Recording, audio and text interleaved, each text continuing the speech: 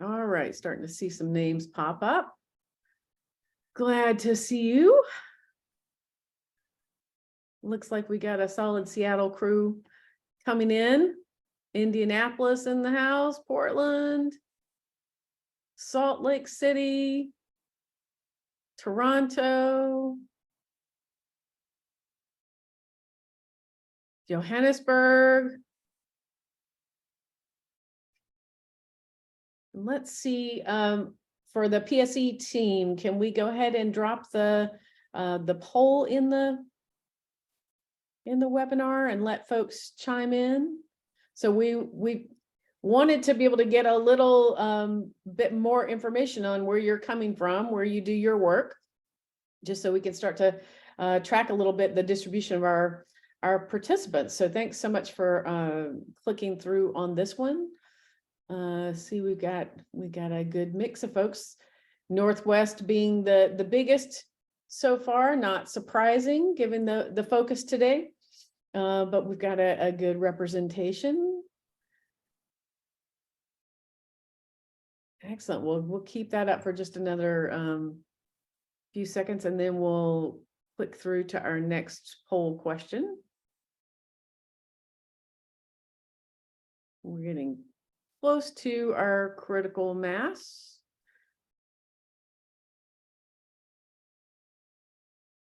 All right, why don't we go ahead and shift over to the next poll question.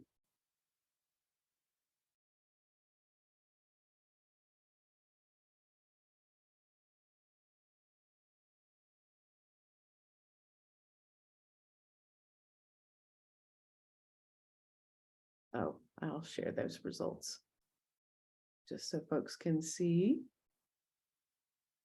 All right.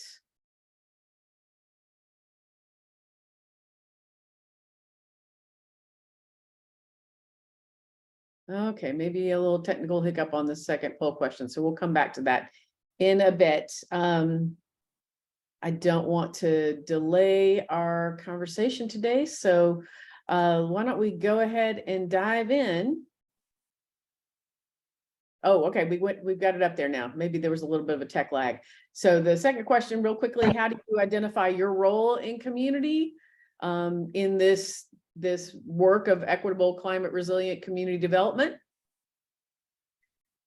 And we're starting to get some good click-throughs on the poll. So we have about 14% engaged residents, 46% planning and design professionals, 25% government agency staff, 44% consultant / other. We'll leave that open for just another moment. And then we will go ahead and dive in today. It's about 5 after, so hopefully if you're on the West Coast, good morning, good morning. If you are on the East Coast, hopefully you're able to sit and inhale some food at that lunch hour. All right, let's see, we'll share the results of the poll real quickly. And then we'll go ahead and get our slides started. And I will be monitoring the I can see results. Go. Okay. How do you identify? All right, let's go ahead and get the slides up. So I got a chance to meet hopefully a number of you on our last webinar, or maybe one of the prior ones even before that. But my name is Suzanne Burns, and I have the pleasure of serving as the director for the Just Growth portfolio at the Partnership for Southern Equity. And we are the part of the organization that has acquired and been in the process of assimilating the organization Eco Districts into our broader work around Just Growth. So you'll see there are a couple of team members from PSE sort of in the back of the house helping us with the run of the show today, and we appreciate them being here. And we are really excited to have 2 speakers coming to us from Seattle today. So I'm going to just introduce them, give quick bios right now. and then give just a tiny bit of context on the equitable sustainable development work in Seattle, and know that that many of you on the call probably have lots of detailed experience and expertise on that. So hopefully you can chime in through the Q&A and tease up some good questions with our panelists today. So we are going to hear today from K.Y. King Garrett, the CEO and president of the Africatown Community Land Trust, and Donna Moody, Executive Director of the Capitol Hill Eco District and VP of Community Development at Community Roots Housing. So K.Y. King is a community builder, social entrepreneur, recognized change agent from Africatown Central District neighborhood in Seattle. He's dedicated to designing programs and initiatives that catalyze, mobilize, and activate communities for social impact. As president and CEO of Africatown Community Land Trust, he serves as chief strategist for the Africatown Seattle Community Development Initiative and has been a co-catalyst for numerous ventures: Liberty Bank Building, Umoja Peace Center, Hack the CD, Black Dot, and Africatown Center for Education and Innovation, among many others. In addition to being recognized by Seattle Times as one of the 13 most influential people of the decade shaping the region, Y. King's exceptional leadership has earned him the prestigious 2014 Center for Ethical Leadership Legacy Leadership Award and the Tabor 100 2016 Crystal Eagle Award.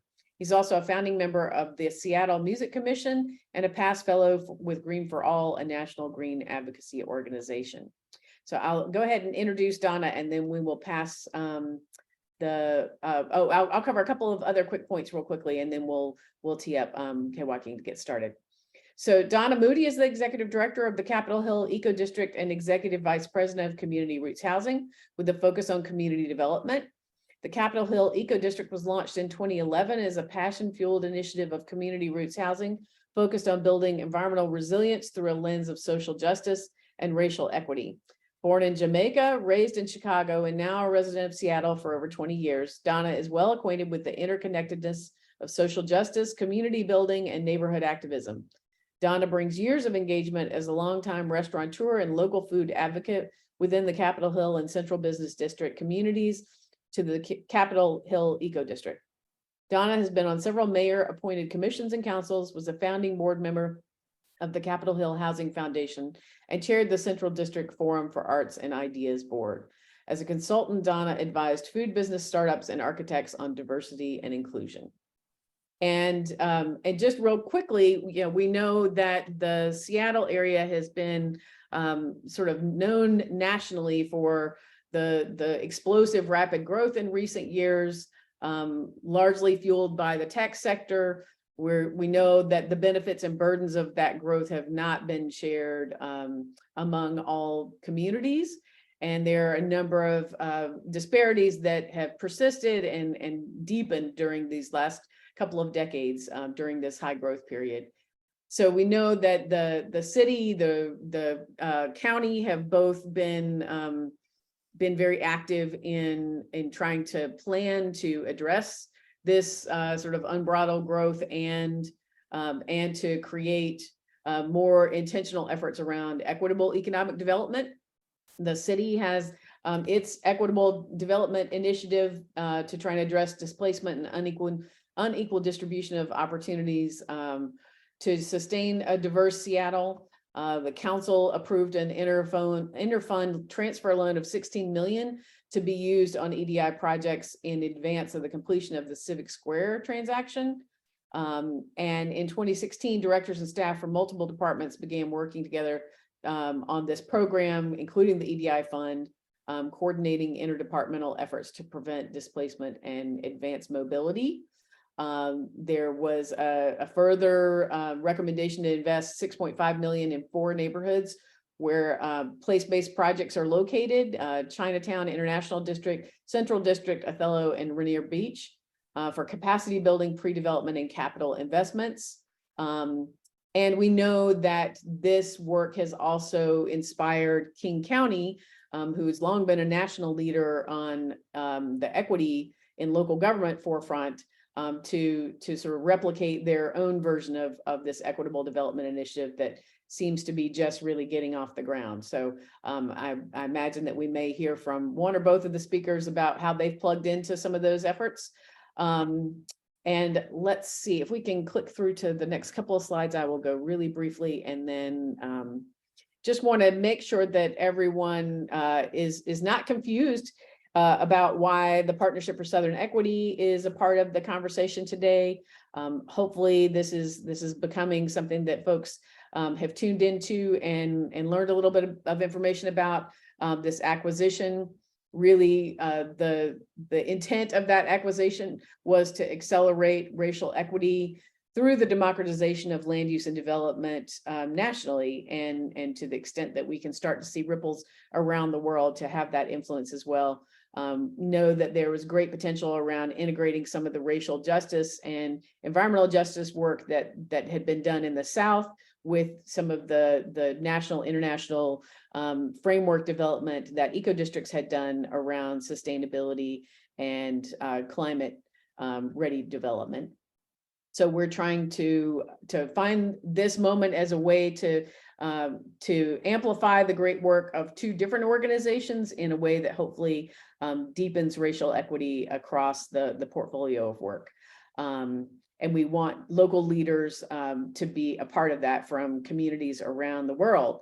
So we hope that you will, if you're not an accredited professional, you will certainly consider coming on board with that, as that credential program still exists and will be evolving with some integration of some of our core curriculum elements in the months to come.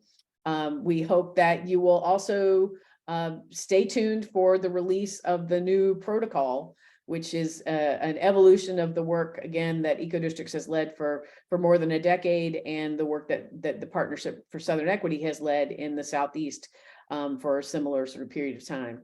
And that new protocol will be released this early part of the summer to a broader audience. We will begin having more conversations with project teams who are interested in applying the new protocol to the work that they're doing. So we hope that that you will stay tuned and engage with us in the next steps of this work moving forward.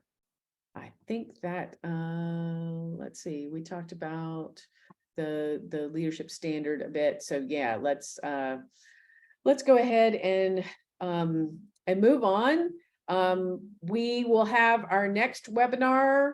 It looks like we'll be sticking with June 19th at 1 p.m. Eastern Standard Time to learn about some of the exciting work happening around the Avenues of Hope in Pittsburgh, which is an inclusive Main Street redevelopment initiative. We are hosting Surge, which is our big summit around racial equity and justice in Memphis, October 5th through the 7th. I believe that the date may be extended on the call for proposals, but we hope that you'll go to our main website, where you'll see some prominent links to the event and a way to submit information if you would like to have a session. And finally, want to make sure that everyone knows Elaine Hightower, our AP coordinator, and does lots of work for us here at Just Growth. And Elaine's address is here in the slide. And with that, I am going to stop talking and hand it over to KY King. If you want to go ahead and share your slides, and we can get you started.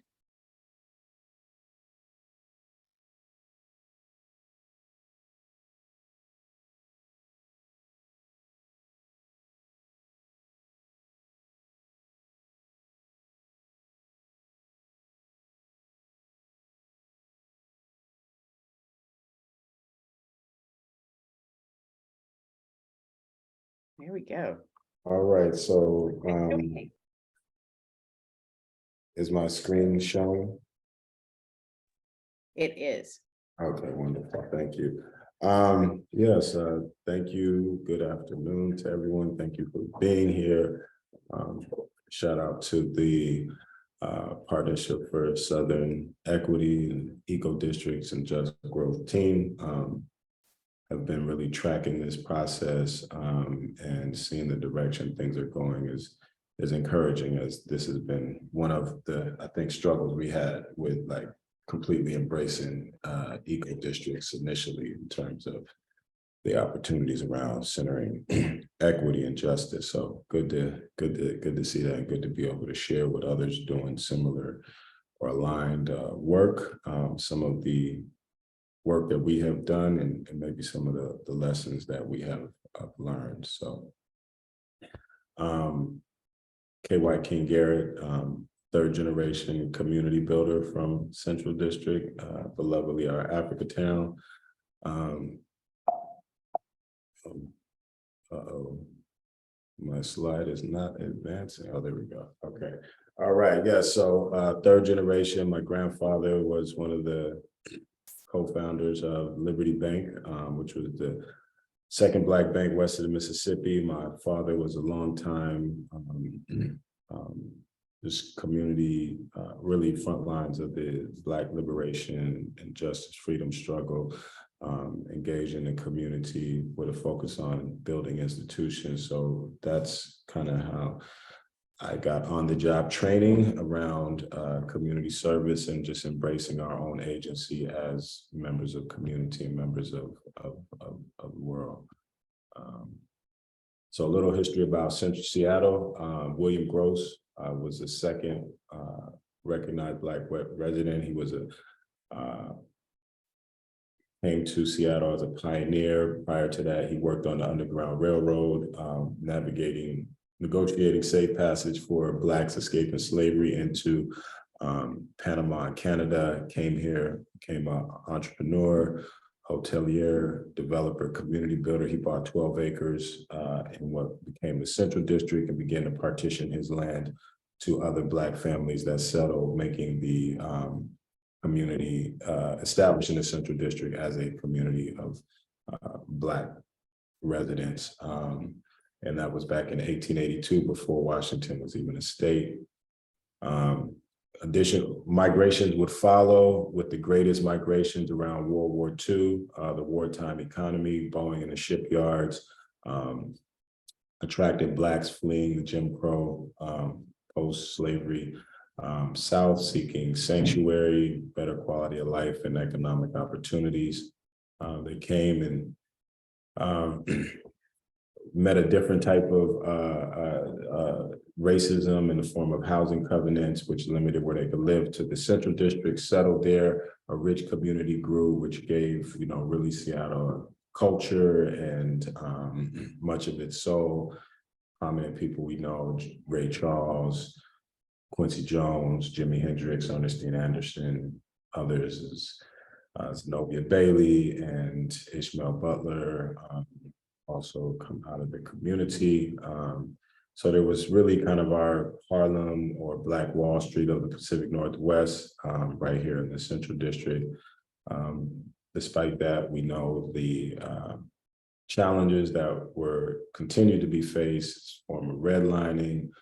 Every decade there was something, pretty much, from redlining to urban removal, benign neglect under Nixon and Moynihan, followed disinvestment, proliferation of drugs into our communities, followed by the war on drugs with Bush Sr., and then crime bill under Clinton, which opened the door to really mass incarceration, and also people's houses, being taken and different things of that nature. Then we have predatory lending, and all that is kind of setting the stage for a significant amount of gentrification and displacement that has been experienced. As was mentioned, Seattle has become a tech hub, with being at the top of many of lists for economics, jobs, quality of life. And so we've seen one side, boom, and tremendous growth, but all communities didn't experience that equally, as we can see, based on the institutionalized structural racism.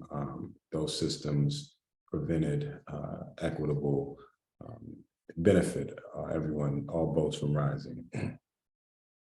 And so in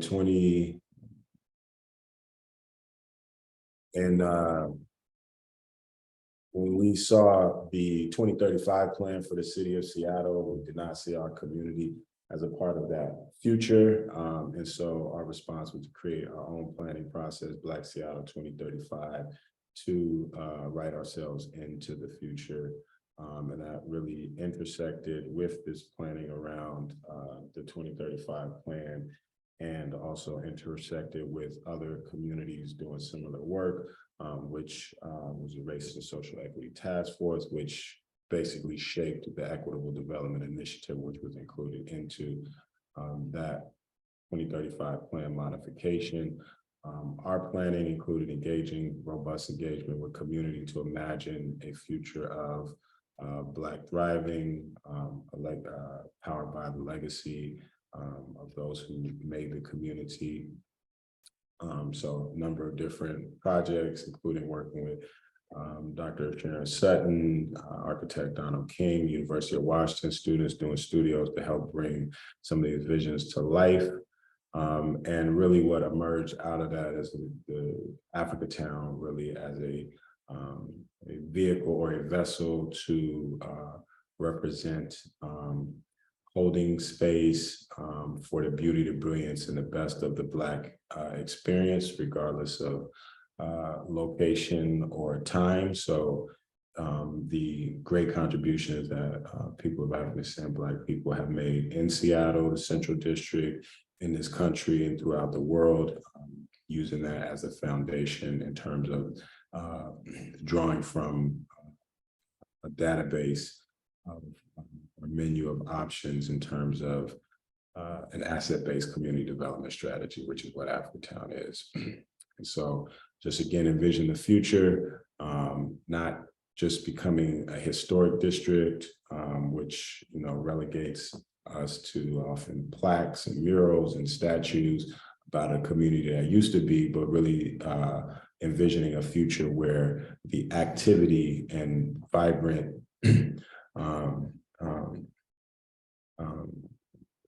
continuation of those things is the way that we honor the future. So really thinking about living memorials.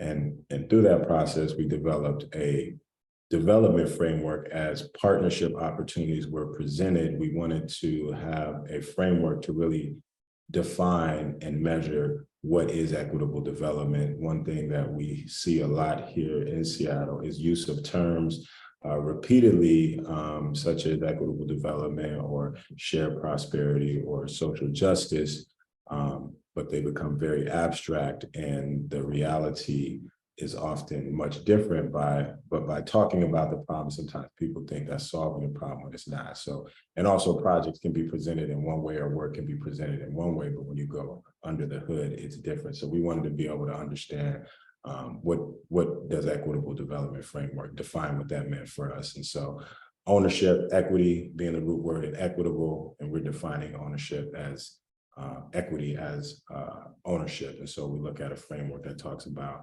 how much does a community actually own of a project, how are the resources related, and this is really about development projects, real estate development projects, affordable housing, et cetera.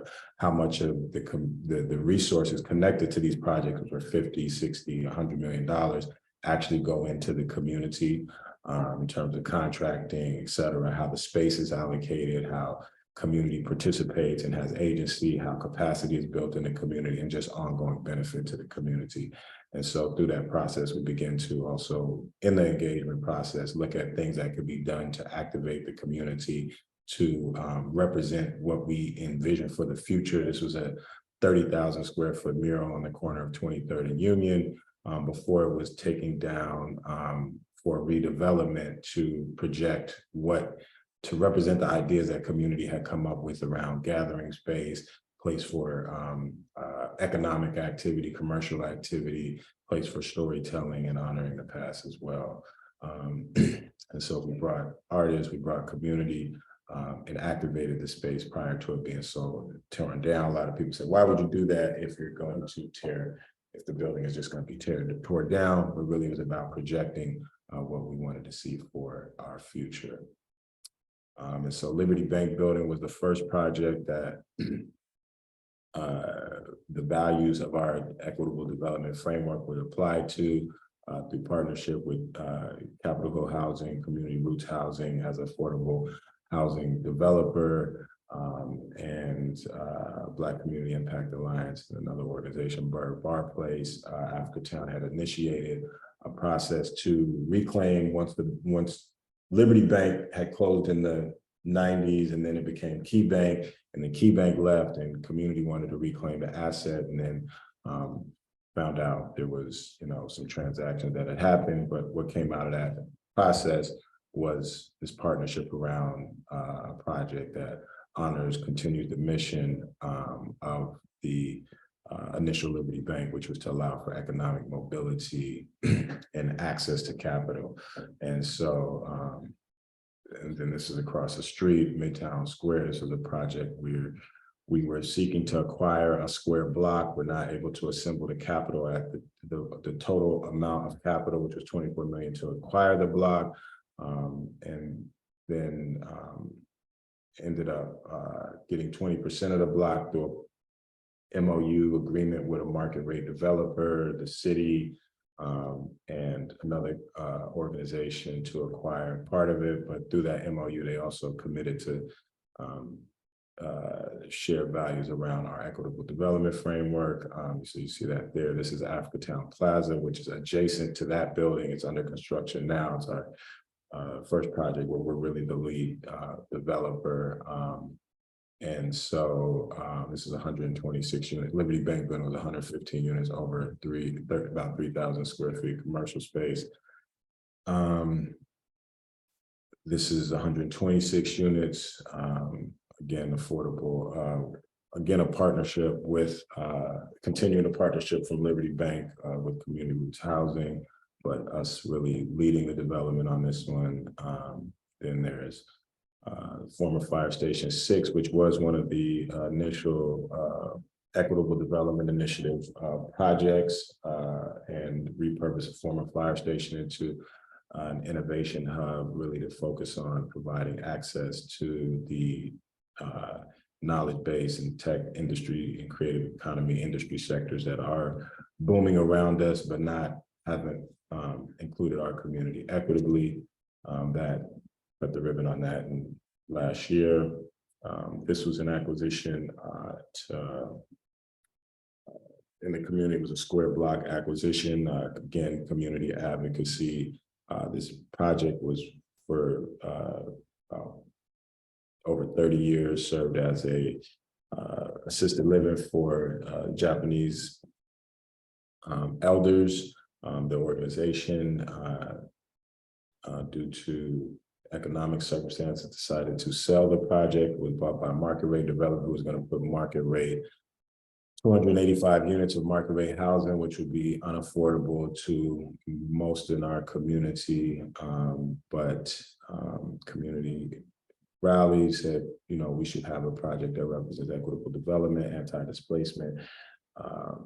Eventually, we're able to assemble financing through city, state sources to acquire the building, to build affordable housing, to build on our work at Liberty Bank and Africatown Plaza. So it'll be 250 plus units of affordable housing and community commercial space. Currently, the building was repurposed as a culturally responsive, trauma-informed care enhanced shelter program focused on reducing the overrepresentation of Black men in the homeless population.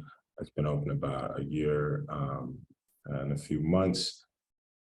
And then affordable home ownership is our next. We're not just looking to keep people in rental, but allowing them to move into ownership so that they can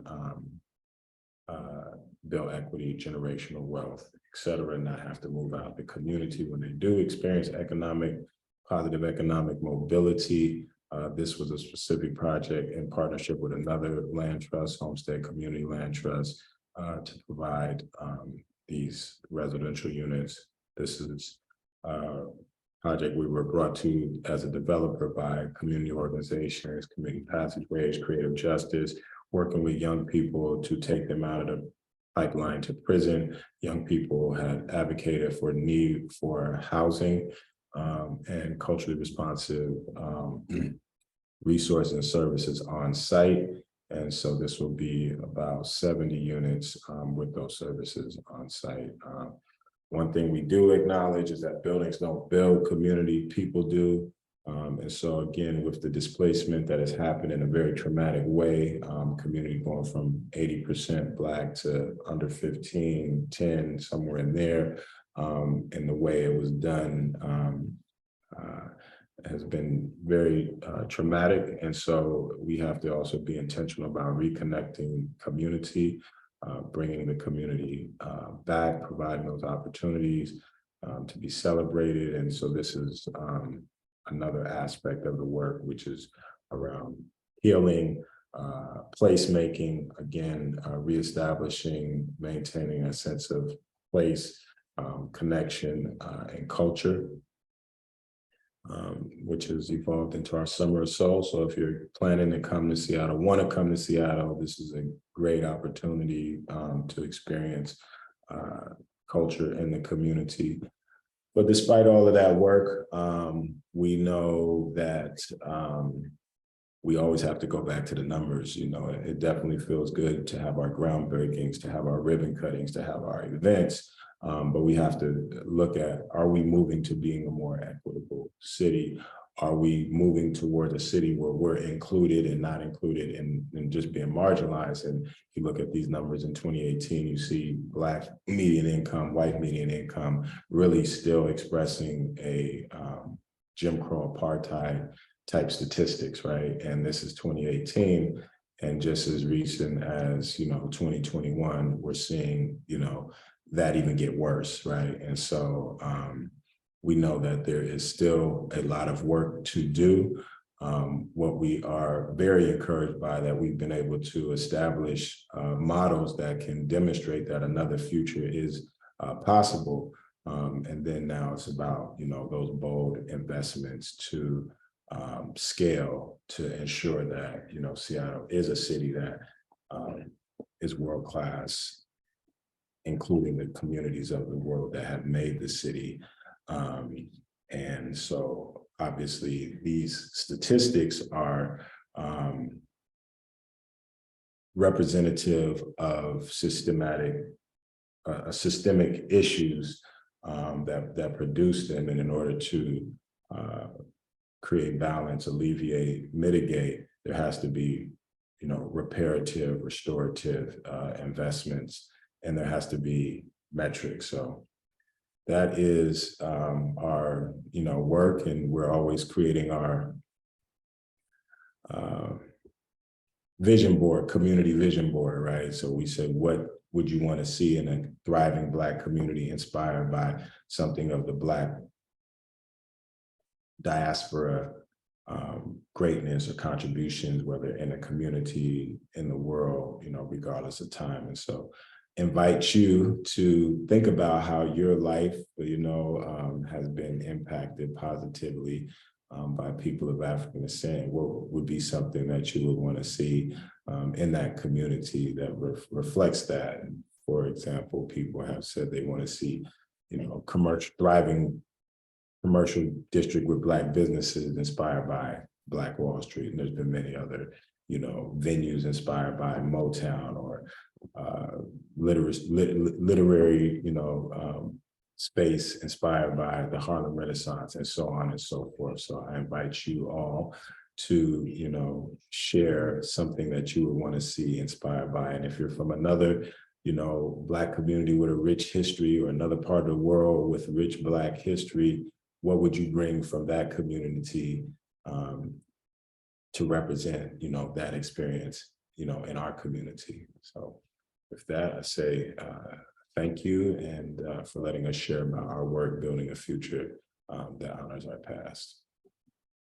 Wow, this is so beautiful. Thank you so much for sharing. I know I've got a couple of questions. I've seen one in the Q&A, and encourage others to drop some other questions in the Q&A. And we'll go ahead and turn the mic and the screen over to Donna, and then we'll hopefully have just a few minutes towards the end to come back to some questions. Thank you, Kay Wyking.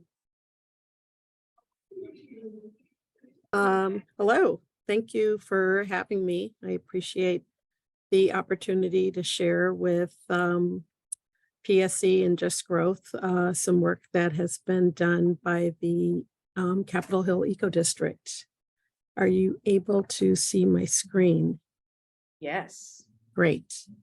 So I'll start by just sharing that the Capitol Hill Eco District was started in 2011. It's backboned by Community Roots Housing, as Wyking mentioned, formerly Capitol Hill Housing. And it was formed in large part to kind of mitigate the arrival of a light rail station to Capitol Hill. And typically what we had seen in our city is when light rail arrived in a neighborhood, there was a lot of market rate housing that would be developed immediately around the light rail stops. And suddenly people who had been living in an area for quite some time were displaced, forced out, because it's a largely rental area. In fact, the south end of Capitol Hill is 80% renters. We saw this need to create affordable housing and also community amenities. And so the Eco District was formed to kind of create a neighborhood district community hub that was building environmental sustainability through a lens of social justice and racial equity. For us, the Eco District supports this and also tries to address rapid growth, gentrification, and displacement. And one of the things that we try to keep in mind is we're also mitigating some of the damages of the past. We're a result in many ways of some of the redlining of the 50s, 60s, and 70s that pushed people out of the adjacent neighborhood and created kind of a fairly wealthy neighborhood in Capitol Hill, although the north and the south end kind of tell a different story. The south end of Capitol Hill has more renters, less of the green canopy, less kind of progressive environmental tactics. The north end, wealthier homeowners, a lot of wider sidewalks, a larger tree canopy. And so as we look at the district, we try to retain some of the accessibility for the historical LGBTQ plus community and also maintain a diversity. That's what makes our neighborhood vibrant, rich, and a fun place to activate. With the arrival of the Capitol Hill Light Rail Station, which opened in 2016, large development was looming, and Community Roots Housing, along with the Capitol Hill Eco District, worked to ensure that the existence of affordable housing would retain itself, as well as with amenities close by.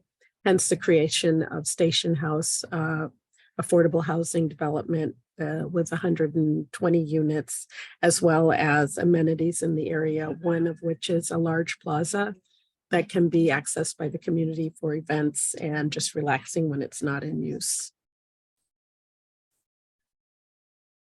So what I'd like to do today is share a little bit about our projects, which for us are public life planning. We also have a project with Lowell Elementary. It's a school that's in the north end of our neighborhood. We have a program called Nature of Your Neighborhood. We also do Revival Market Street project, which is what I really would like to focus on today. And then we've done some consulting. Most of our consulting focuses on supporting community engagement, as well as making sure that surveys that are taken in neighborhoods where development is happening really represent the entire neighborhood and really offer an opportunity for neighbors and residents and community members to have their voices heard. And so we often help shape a survey, shape how the questions are asked, how they're directed to people, and also when community meetings are happening to try to offer support so that people who are working challenged with getting to meetings because of daycare or mealtime get our support to be able to show up and have their voices heard. So in sharing a little bit about public life, I can say that we recently started a process of examining what was happening in our community, looking at first the kind of what we wanted to study, why we wanted to study it, and how we could include the community in this kind of overview of what we were doing. So for us, we wanted to look at the question that we ask when we think about basically what is public life planning. So our first question is, what does an inclusive, connected, safe and healthy community in Capitol Hill look like? And how do we get there from where we are? We measure things like the median income that we see in our neighborhood, things that result from urban heat, which has increased rapidly in recent summers in Seattle. So we address our tree canopy, we address how much green space is there for people, and also for a lot of people that are in affordable housing, they might not have air conditioning, they might be in older buildings that really kind of collect heat. So how can we offer activities outside of the home that offer green space, kind of neighborhood connections and support for people?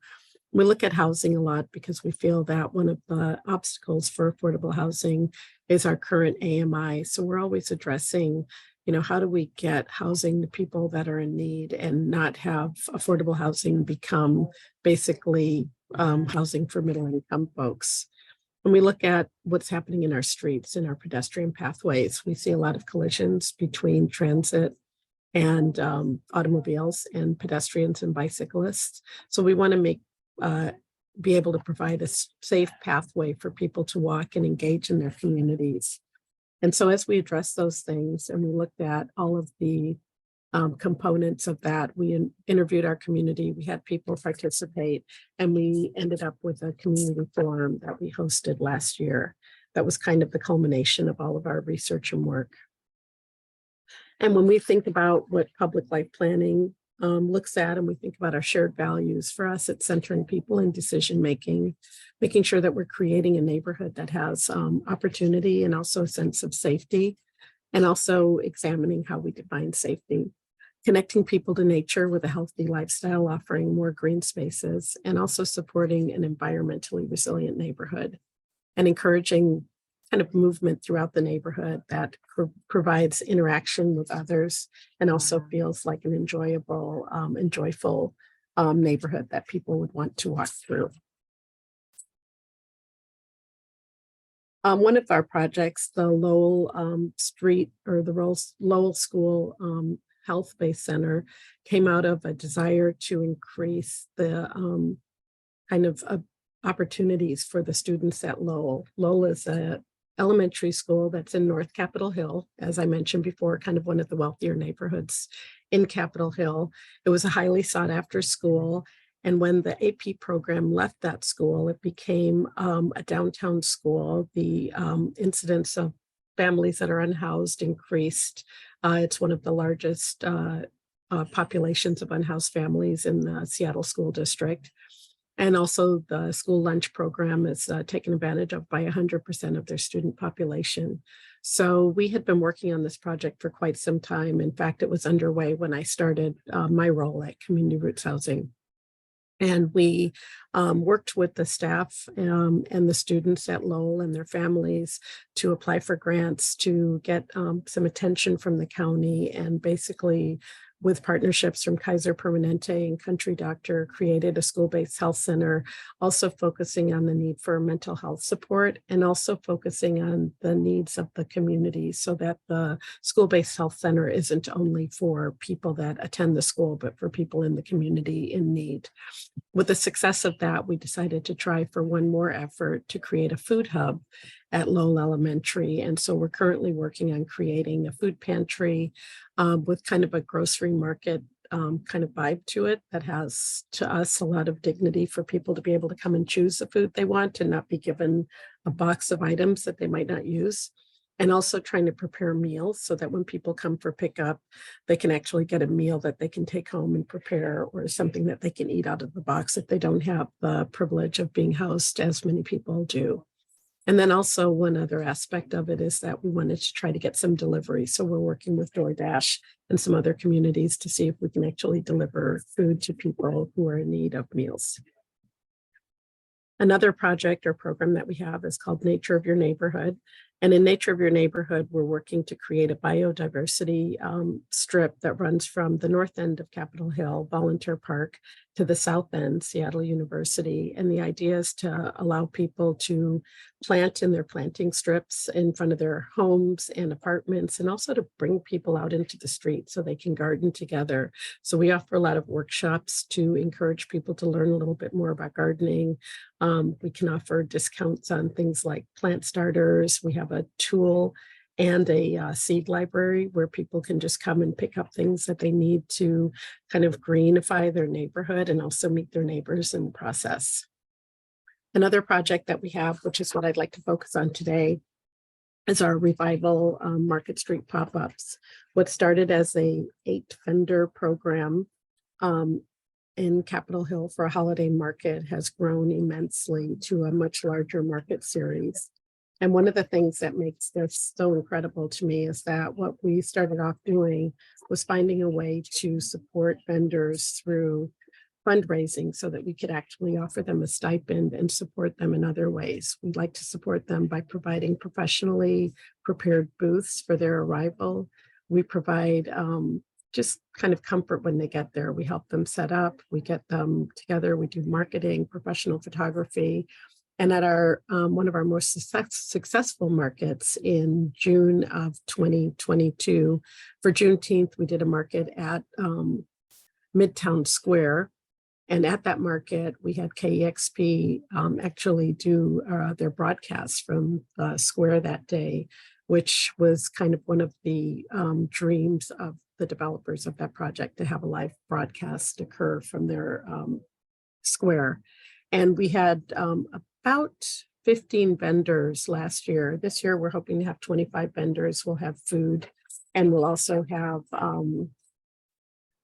retail vendors at the markets. We usually try to get vendors who are without a storefront and without a brick and mortar. As our market grows, we'll probably do a little bit of a mix, but always supporting small business and also striving to recognize and maintain that small business is the kind of key to a thriving ecosystem, which is part of the environmental resilience that any organization should want to build in their community.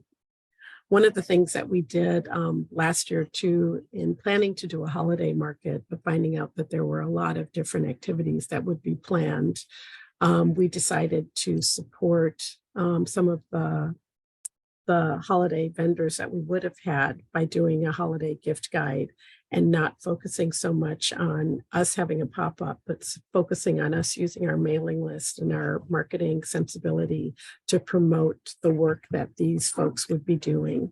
And so we put together this holiday gift guide and sent it out to our mailing list, and all the vendors were really appreciative. We also have come up with a sponsorship that supports vendors. So what we do is we kind of solicit any kind of sponsorship that will support the vendors so that we can continue to grow the markets, do more of them, and make them a little bit heightened in their public awareness. And finally, we started a technical assistance program where we offer a method of supporting vendors that want to grow or scale. And we start this with a really simple kind of temperature check. And that has grown into one-on-one meetings, analysis of their business, making introductions and networking so that businesses can meet some financial resources, have a pop-up checklist for how they can kind of show up better for their pop-ups. And we just have really been appreciating the success of being able to work with folks one-on-one and getting support for that program as well. And we're looking really forward to our upcoming market, which is a Juneteenth market that'll be on June 18th at Midtown Square. And that one has grown a bit as well and will be from 12 until 5. And we'll have sponsorship from KEXP and 25 vendors. And that concludes my presentation.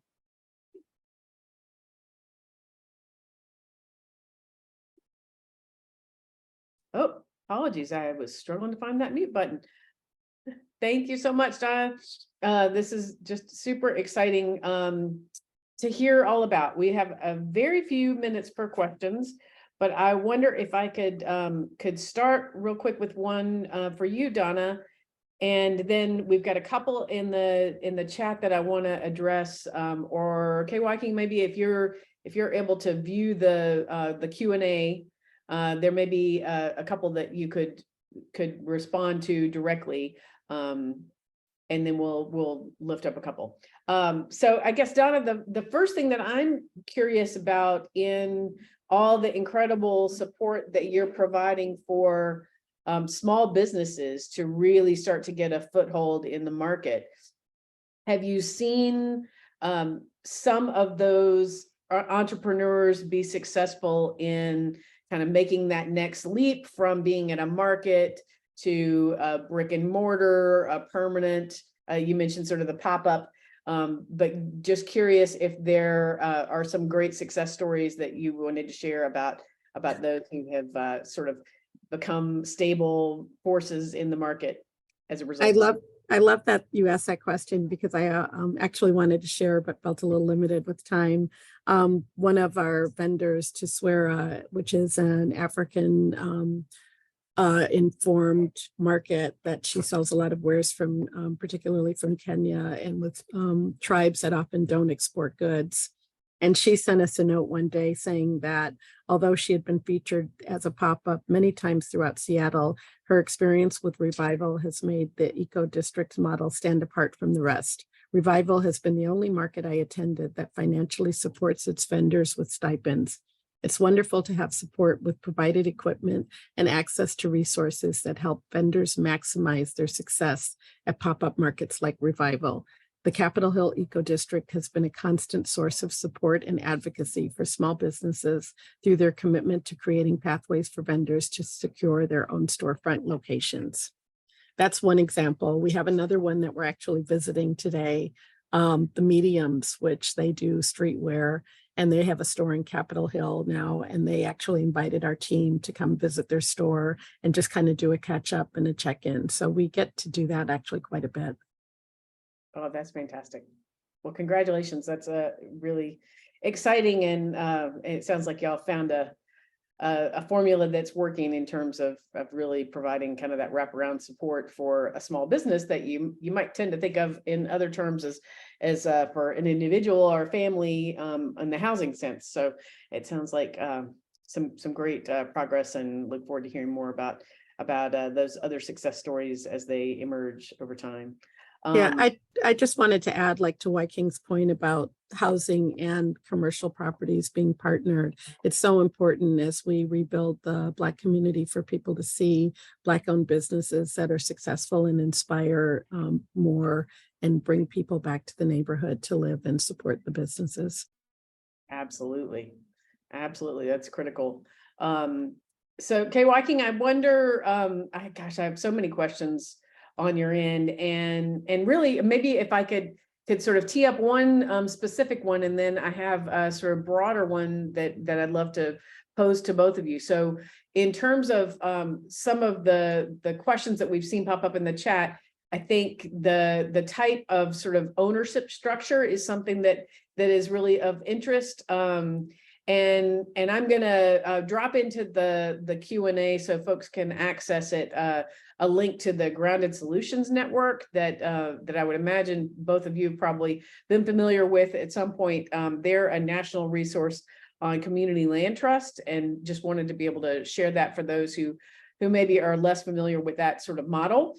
And they've got some great content on their website, some toolkits and videos and whatnot that give kind of the overview of the community land trust model. But in the Africatown context, I wonder if you could speak to sort of the, how it formed and operates.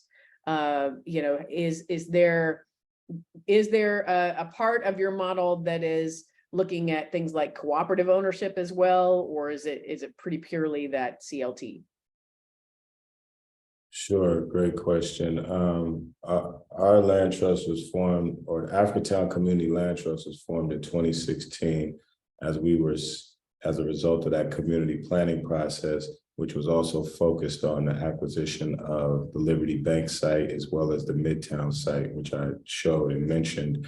And we, after going through planning and things of that nature, landed on land trust model. We have not operated as a traditional land trust. Our board is made up of community members, business owners, longtime residents, property owners,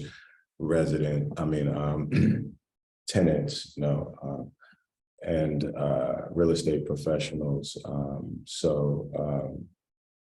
We wanted to have an entity, and I think this is a prime opportunity that was for the community, by the community. What we saw was a lot of different organizations that are not, rooted in the community, not really accountable to the community, developing on behalf of the community, using, our stories, basically monetizing the disenfranchisement, the suffering, the trauma of Black communities.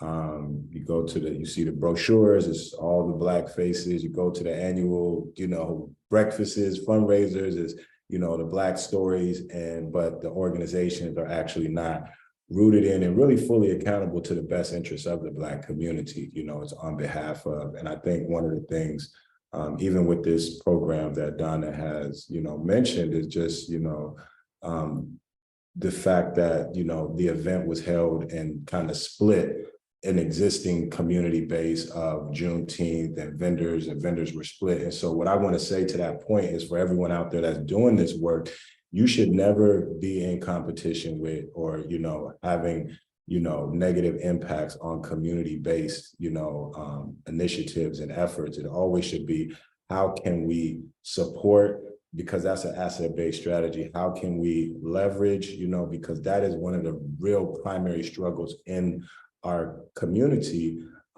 is having our, kind of self-determination and our interests centered, in context of organizations that are more well-resourced and have better proximity to capital. And so then when they leverage kind of our stories, they're able to have a competitive advantage to getting resources on behalf of, when those resources could go directly to the community. And so that is a key point. One of our primary points of equity is control over the resources that are supposed to impact our lives.